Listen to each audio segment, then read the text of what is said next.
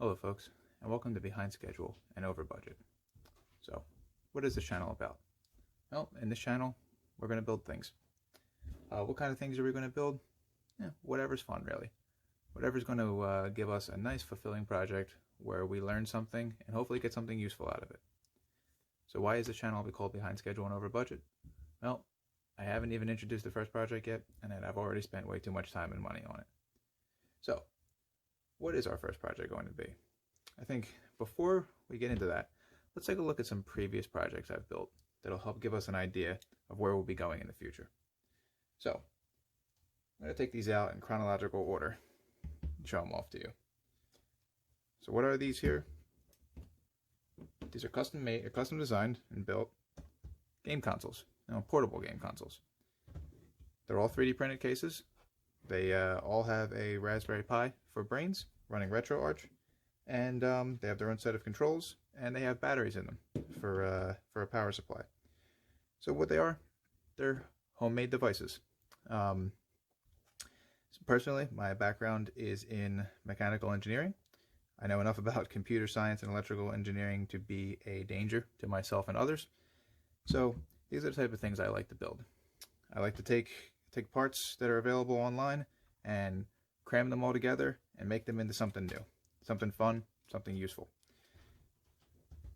So, having built a few of these already, or probably too many of these already, one thing I've always wanted to do is build a Raspberry Pi laptop. I really like building Raspberry Pi projects. I think they're very fun to toy around with. One thing I don't like to do is have to deal with hooking my Raspberry Pi up to a full-size TV with a full-size keyboard just to do anything on it. I really always had my hopes set on getting myself something where I can have a Raspberry Pi with a display that's portable that I can sit down and just toy around with.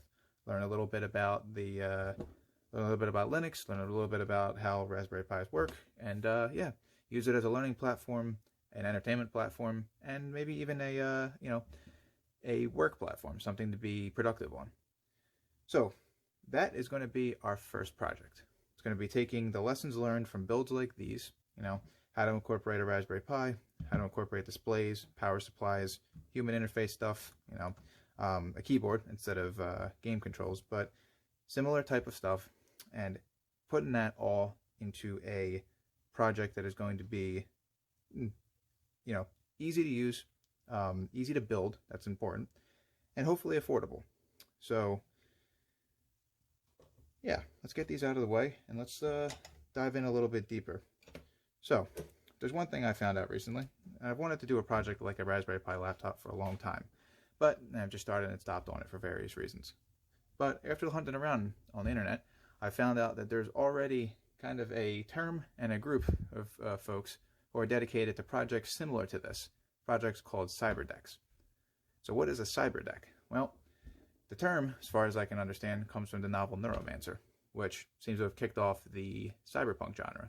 And what a cyberdeck was kind of what the 80s thought a laptop or tablet or cell phone was going to be.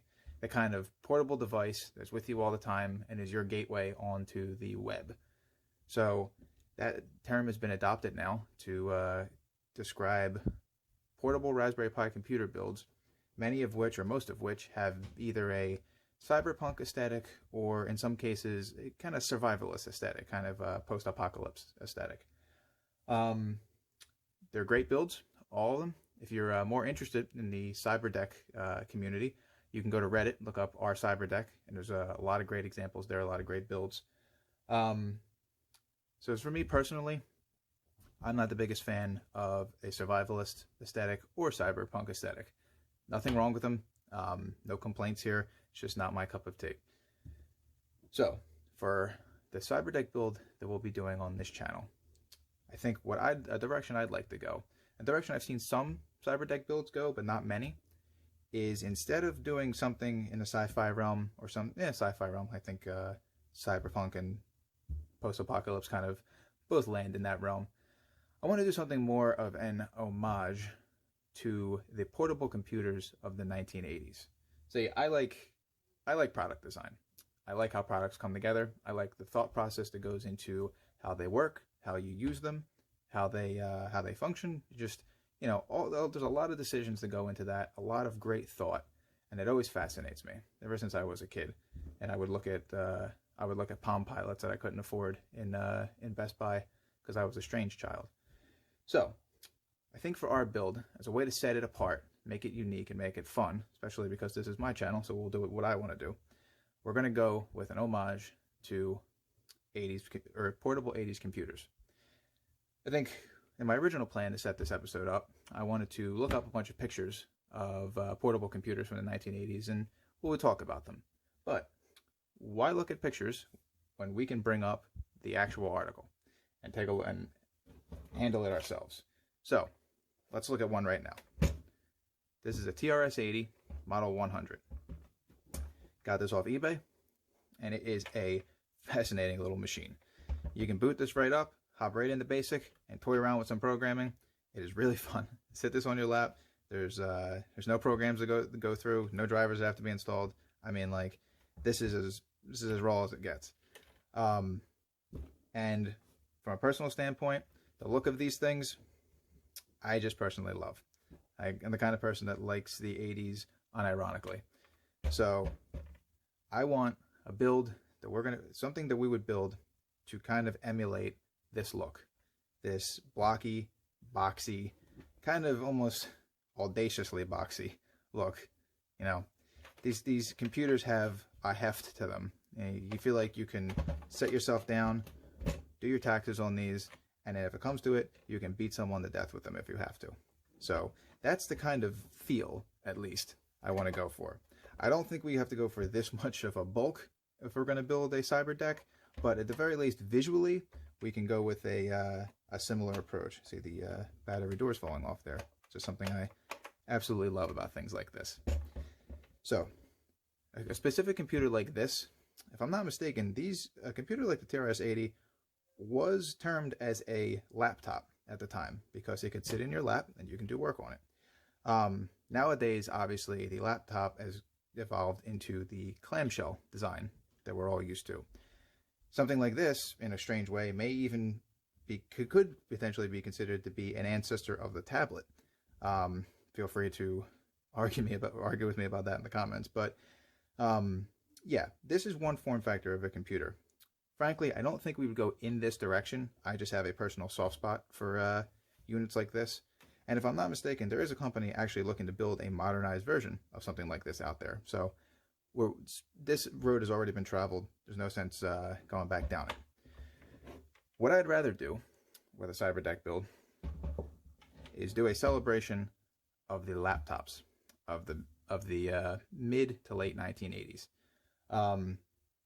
Some of you are familiar with portable computers from the 80s know that at one point you had something called the luggable computer, something like the Osborne or the Compact Portable.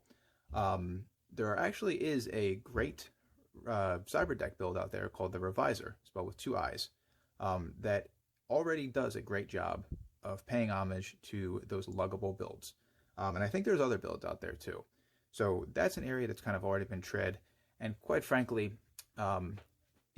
computers like that are called luggable for a reason. It wasn't exactly a term of endearment, more of a backhanded insult as to how not portable these portable computers were, since some of them weighed in at north of 50 pounds. Instead, what I'd like to do is focus on vintage laptops. So vintage laptops with a clamshell design. So that means we're tracing back the lineage of the modern laptop that we're all used to back to where it began in the early 1980s. So again, no sense bringing up pictures. Let's look at one of the real things. Say, these are portable in name only, really. So what we have in front of us is a Tandy 1400 LT, the second computer of my little burgeoning vintage computer collection. This here, I bought it for one of 2 reasons. I have a soft spot for Tandy, as I grew up near a Radio Shack, and as far as I know, these used to be sold in Radio Shack, though I'm too young to be experienced with that.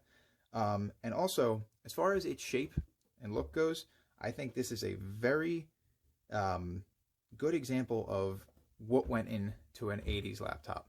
It's a little bulky. It has a couple specific features to itself, but it is very representative of what we would be trying to emulate here. So let's start from the outside of the case and work our way in. First and foremost, something that we may not be used to with the more classic clamshell designs of a modern laptop is what I like to call the big back, the caboose on these units. Obviously, this was the 1980s we're talking about.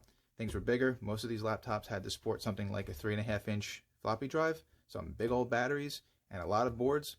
So there wasn't enough space to pack everything underneath of the keyboard like you would do in a modern laptop. Instead,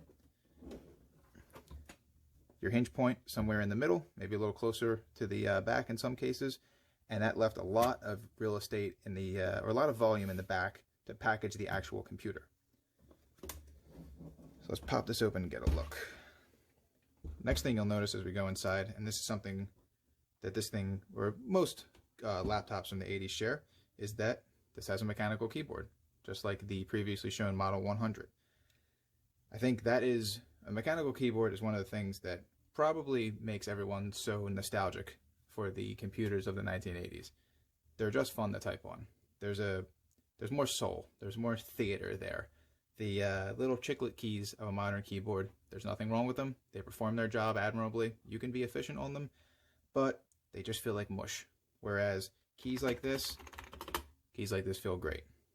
I think if we're going to build our own Cyberdeck, and if we're going to pay homage to computers like the Tandy 1400, we'll definitely have to try to cram a mechanical keyboard into a build like this.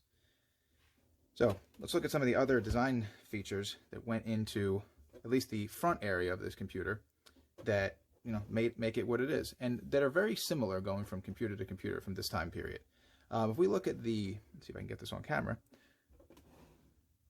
If we look at the shell that the display was inside of, we can see that there's a deep inset in here.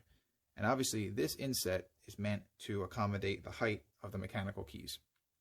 Most likely, if we're going to build a laptop like this, we're going to be doing something similar. As far as display and everything, we'll get into that probably in the next episode. A lot of the upfront work has actually already been done, and I'm actually getting parts printed for it now.